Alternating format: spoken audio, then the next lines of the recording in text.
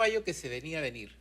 Nosotros hemos señalado en diversas oportunidades que esta sentencia de la Sala de Villestein resultaba incompatible con la Convención Americana de Derechos Humanos, con la jurisprudencia de la propia Corte Interamericana, del Tribunal Constitucional Peruano, el informe de la Comisión de la Verdad y la propia jurisprudencia de la Corte Suprema de la República.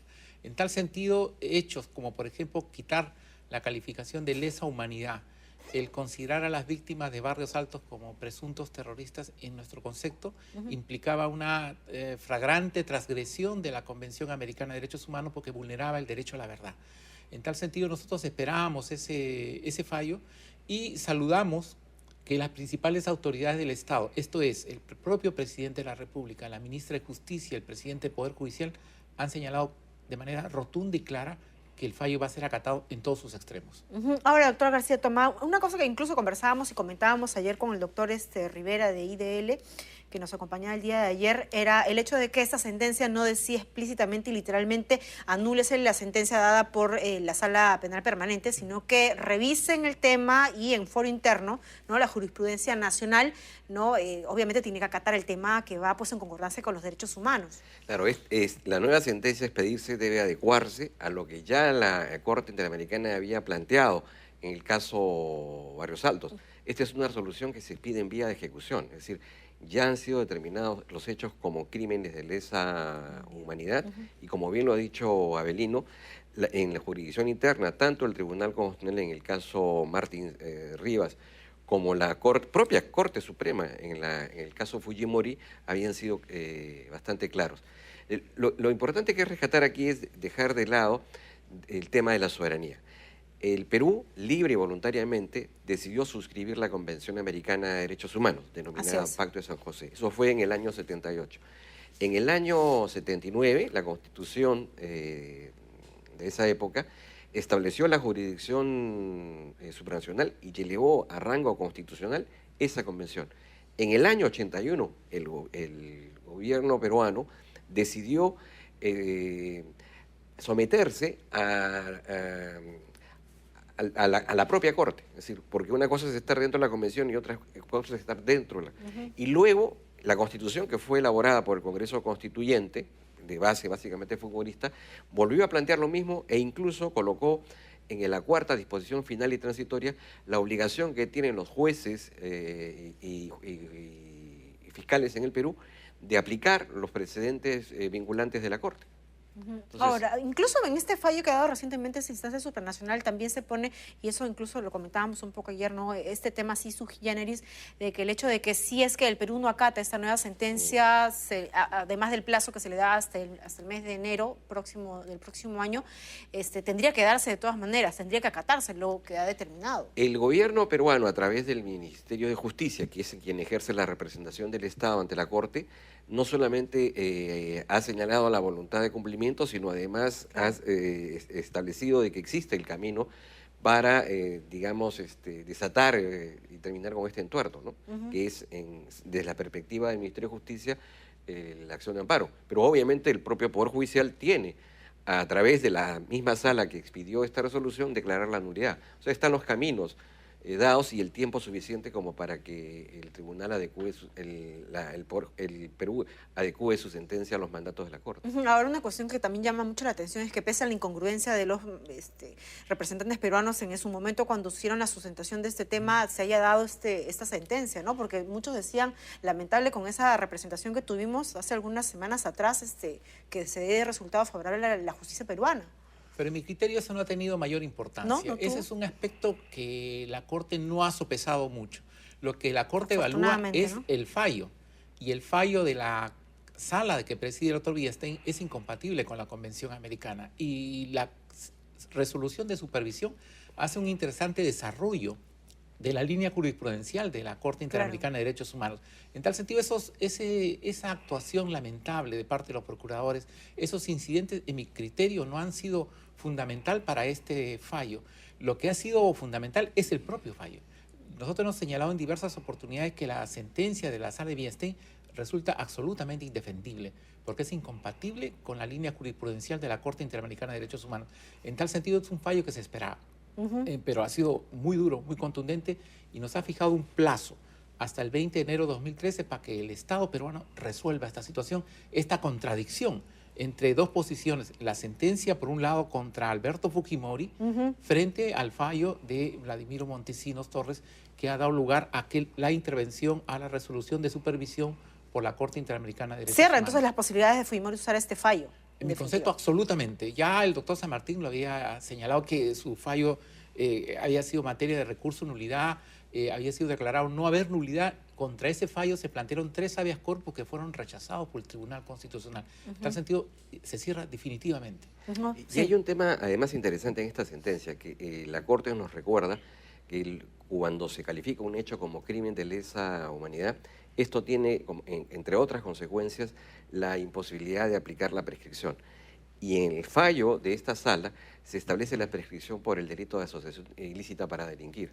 En consecuencia, desde mi punto de vista, es que habiéndose recordado de que no existe la prescripción en aquellos casos en donde se hubiese calificado el hecho como crimen de lesa humanidad, estas personas deberían también ser condenadas por ese delito que en ese momento no se tomó en cuenta, supuestamente por el mero transcurso del tiempo. Incluso se podría entonces tomar como un agravante en ese tema. Tendría que, desde mi punto de vista, ser incluido como parte de la sentencia ese delito. Ahora, hablando de este tema de la representación, ¿no? De lo que tuvieron estos procuradores representantes ante la instancia supranacional, afortunadamente no fue en detrimento, ¿no?, de la resolución de este último fallo, solamente fue en detrimento personal, ¿no?, de su legajo profesional de ambos procuradores. También tenemos que hablar del legajo profesional del vocal Villestein, ¿no?, que al parecer, en definitiva, flaco favor le hace esta sentencia, ¿no? Bueno, lo que corresponde al doctor Villestein es acatar en todos sus extremos el fallo que ha dictado la Corte Interamericana. O sea, la misma sala penal permanente va a tener que, de alguna manera, anular su sentencia. Tiene esa posibilidad. Hay 2 salidas, como ha señalado el doctor García Tomás. Por un lado, la propia sala, y hay un antecedente en caso de la doctora de la Cruz, donde la sala transitoria en enero del 2011 anuló una ejecutoria suprema del año 2009.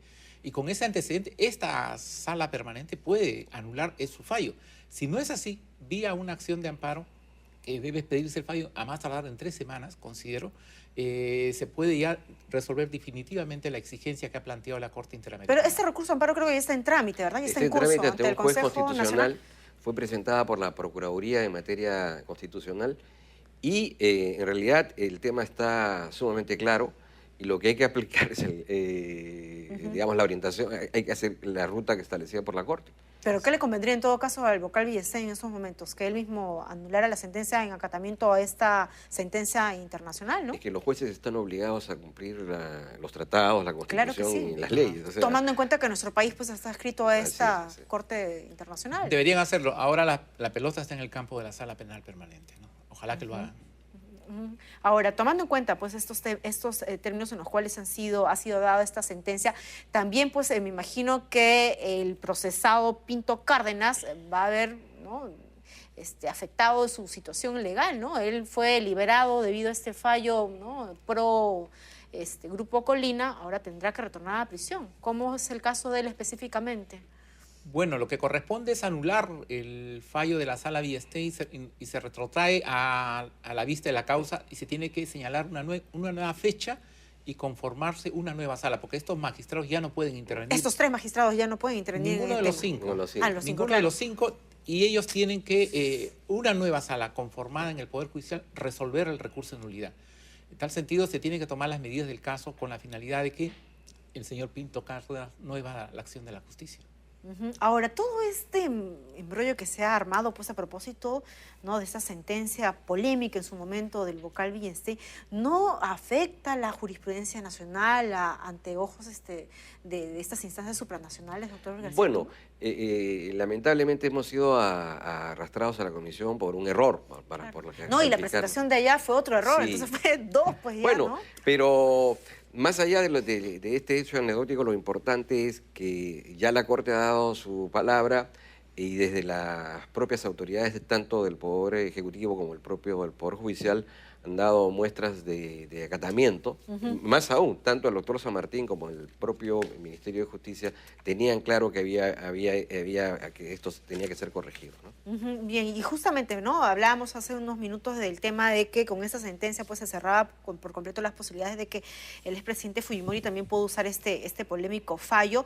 Y hablando ya en el caso preciso del exmandatario Alberto Fujimori, se ha presentado ya la defensa legal incluso del exmandatario apelado a la decisión de la justicia chilena, que incluso pretende también complicar un poco su situación legal con el tema de los llamados diarios chichas. Bueno, la resolución de primera instancia de la Corte Suprema de Chile es muy contundente. Sí. Se señala de manera nítida que en total se desviaron 122 millones de soles de los institutos armados con dirección al Servicio de Inteligencia Nacional para el pago de carátulas de portadas de los denominados diarios chichas. Esto fue por orden de Alberto Fujimori y todos los días Vladimiro Montesinos se reunía con un grupo de publicistas, diseñaban las carátulas, las cuales eran puestas en conocimiento de Alberto Fujimori. Con su aprobación, solo con su aprobación, se publicaban al día siguiente estas campañas de demolición de personajes políticos que eran opositores a la postura de Alberto Fujimori de intentar reelegirse de manera ilegal en el año 2000. Esta resolución del 14 de septiembre de este año se encuentra debidamente fundamentada y una serie de pruebas y testimonios que acreditan que el señor Fujimori, como por ejemplo Villanueva Ruesta, el general Bergamino, Rosa Bonuccelli, todos de manera uniforme y coincidente señalan que Alberto Fujimori era quien daba la orden final para el desvío de fondos y para las carátulas que salían en los diarios chichas. Claro, y en ese sentido, doctor García Toma, de aceptarse esta nueva acusación, ¿cómo es que complicaría su situación legal, tomando en cuenta que ya el exmandatario purga condena, ¿no? Por delitos Bueno, pero es un nuevo caso y eventualmente podría haber un nuevo proceso, ¿no? Un nuevo proceso. ¿Y esto sumaría ya a la cantidad de No, aquí de en el pena? Perú no se suman las penas, pero tiene un hecho simbólico el que se lleve a cabo este proceso, y es que implicaría la condena una forma de comportamiento por la cual se usan los medios de comunicación social para obnubilar la conciencia de los ciudadanos y para atacar a los adversarios políticos. Como bien ha señalado Avelino, más allá de quienes sean los responsables, porque eso lo determinará la justicia, lo cierto es que esos hechos se produjeron, que hubo una prensa basura, que fue una prensa que estaba solventada desde el Estado para maltratar a los opositores políticos y de alguna manera para confundir, ¿no es cierto?, a la ciudadanía sobre los asuntos que estaban pasando. Claro, digamos que pruebas suficientes hay, ¿no?, para poder de alguna manera argumentar y fundamentar esta acusación. ¿Y esto cuándo se vería entonces aproximadamente? Bueno, o eso es dependiendo del proceso, los procedimientos que se hagan en Chile, ¿no? Bueno, en 2 o 3 meses ya la Corte Suprema debe pronunciarse, pero hay un antecedente directo sobre este caso, que es la compra de cable Canal 10 de Noticias, que fue con fondos del Ejército y donde el señor Fujimori fue sometido a proceso y se declaró culpable. Entonces yo creo que esa va a ser su postura. Muy bien, bien. Le agradecemos a ambos por habernos acompañado esta mañana. En todo caso, ya regresando para el tema de esta resolución de esta instancia supranacional, bueno, se saluda entonces la medida, ¿no?, por parte de la justicia, porque al final el Perú está adscrito a esta Corte Internacional y es lo que le compete y le toca, ¿no?, desarrollar. Está cumpliendo con su deber en lo que se llama el Pacta Sunt Servanda. El Perú ha suscrito a la Convención y ha dado su palabra que en el Perú se van a defender y respetar los derechos fundamentales. Y en eso contribuye la Corte.